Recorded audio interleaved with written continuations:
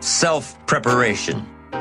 Be ready for tomorrow by doing all that you can today, setting your goals. Set a goal that will make you stretch for what it will make of you to achieve it. What a brand new reason for setting goals. What an all-encompassing challenge to have a better vision of the future, to see what it will make of you to achieve it. So there you have the two components of positive self-direction. Number one, self-knowledge, knowing who you are and what you want to do with your life. And number two, self-preparation, getting ready for the opportunities before they come your way. You need both aspects for positive self-direction, figuring out who you are and what you want, and being prepared for the day you reach your goals, being ready, being worthy, becoming the person you need to be in pursuit of what you want. What good is an opportunity if you're not prepared to take advantage of it? It's no good. Won't do a thing for you. Be prepared. Self-preparation. The benefits are, number one, it moves you toward your goals, and number two, it refuels your ambition. Be prepared. Get ready. This method of self-preparation involves 3 steps. Step 1. Carefully consider where the next opportunity for reaching your goal will originate. Where will it come from? Will it come from networking with your colleagues? Will it come from reading the last book that you bought? The book that's still sitting on your shelf waiting to give you some answers? Will it come from you taking the time to think it out? Where will it come from? The next opportunity that will push you forward. If you don't know, here's what you have to do. For each major goal of yours, the top priorities on your list, for each of these, take out a separate piece of paper, 1 single sheet per major goal, write down your goal at the top, and start listing all reasonable resources. Write down every possible place that you could find the opportunity to achieve this goal. And with each resource, classify them. Ask yourself, is this resource a sure thing? A good bet? About even chances? Unlikely? A long shot? Ask yourself these questions and classify all of the resources you have written down. That's the first step. The second step in this method of self-preparation is to make sure you know what you need to do to be prepared for your opportunities. Go through your entire list of goals and resources and classify them. Break each resource into concrete steps of preparation. Start by working on the sure bets first, and then move down the line. The long shots will come through every so often, but start with the resources that will serve you best now. Get ready for the opportunities before they come your way. Step 3 in the self-preparation method is to do all you can to make each opportunity more likely to happen. After you've determined what you have to do to get ready, to be prepared, after you've determined this, see what you can do to expedite the process.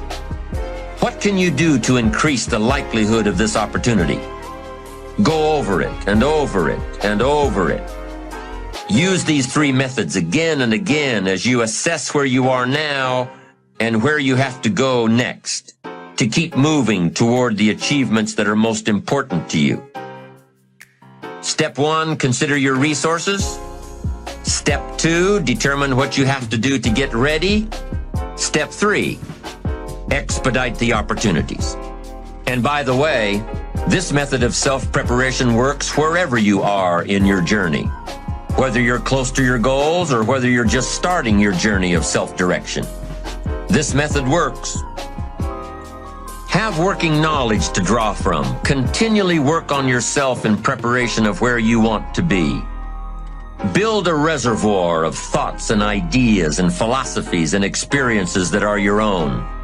Build, grow, change, get ready, be prepared. Be prepared for a life worth living. Now here are the 4 ifs that make life worthwhile. Number one, life is worthwhile if you learn. Nothing worse than being stupid. Life is worthwhile if you learn. Learn from your personal experiences. Learn from other people's experiences. Second, life is worthwhile if you try.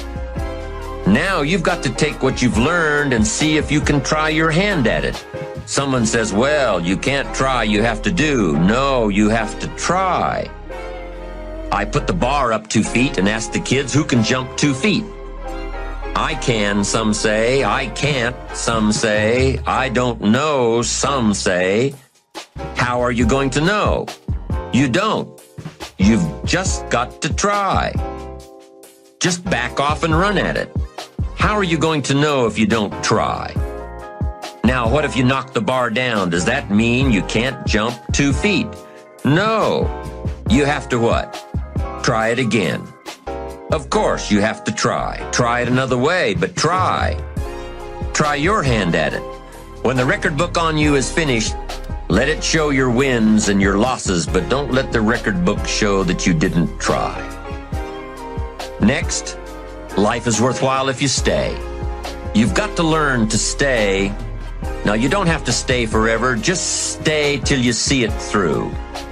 A guy builds a foundation and then he wanders off somewhere and builds another foundation. He's got these foundations scattered all across the country. I mean, no walls, no roofs, just a bunch of foundations. Not a good reputation. Stay. You don't have to stay forever. Just stay to finish something. Don't fall into the trap of less than refined sophistication. Stay till it's over. The fourth if that makes life worthwhile: 1 is if you learn, 2 is if you try, 3 is if you stay, and fourth if that makes life worthwhile is if you care. Caring is a unique human experience that is so vital and so powerful and so all-encompassing and so far-reaching. If you care at all, you'll get some results. If you care enough, you can get magnificent results. Taking responsibility for your own life. Taking responsibility for whatever happens to you. Knowing that you have consciously made the decisions that are now affecting you. Knowing that what is happening now, today, is the direct result of your activity, what you did yesterday. Self-reliance is basically counting on yourself. Now, being self-reliant doesn't mean you can't work with others or trust others. Self-reliance means counting on yourself, trusting yourself, being confident with yourself, being responsible to yourself, trusting your own instincts, trusting the conclusions that you have developed from your study of experiences and philosophies, taking the credit that is due you, learning from the mistakes that you have made, being self-reliant. Gestalt psychologists give an example of being self-reliant. They say that you're responsible for getting caught in the rain. They say that by deciding not to carry an umbrella every day, you have made the decision to endure an occasional drenching. Translation: by not being prepared, you make the choice of getting caught in some of life's unpleasant circumstances. Be they rain, failures, economic losses, relationship losses, professional losses, personal losses. By not being prepared, thinking ahead, it's your choice. Now here's the other side of it. By being prepared, you increase your chances of success. You increase the likelihood. By being prepared, you increase your chances of success, of seizing opportunities when they come your way, of being ready within yourself to take advantage of once-in-a-lifetime situations. Some people tend to blame others for their mistakes, blame others for their failures. Somebody says, it's not my fault the report isn't done. So-and-so didn't do their part. Of course it's your fault. It's your report too. It's your responsibility to see that everyone you delegated work to does their part.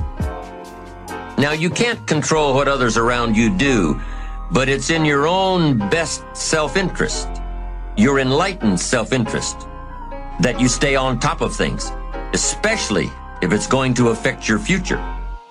You think your boss cares that John didn't do his part? You think he sees John as the bad guy? Of course not. All he sees is that the report isn't done, bottom line. Be responsible for the things that affect you. You can make sure you're more responsible by checking in with those people who are working with you, the people who make up your team. You can be more responsible by saying, "Hey, John, how are you doing with your part? Do you need some help? Can we put somebody else in here to help you finish?" Now, if John consistently doesn't handle his part, you've got to replace John. If he isn't doing his share, you've got to find somebody that will. Or what? It will negatively affect you. You can't wake up in the morning that the project is due hoping and wishing that John has done his part. No, you've got to be responsible because it's going to affect your career too. Now, my approach to my better future very early on in my career was to just go through the day with my fingers crossed. And I used to say something like, "I sure hope things will change for the better." Then here's what I found out. They're not going to change. Somebody says, "Well then, how will my life ever change?" Answer, when you change. When you change, when you get better, it'll get better. If you change, it'll all change. Don't put it on someone else.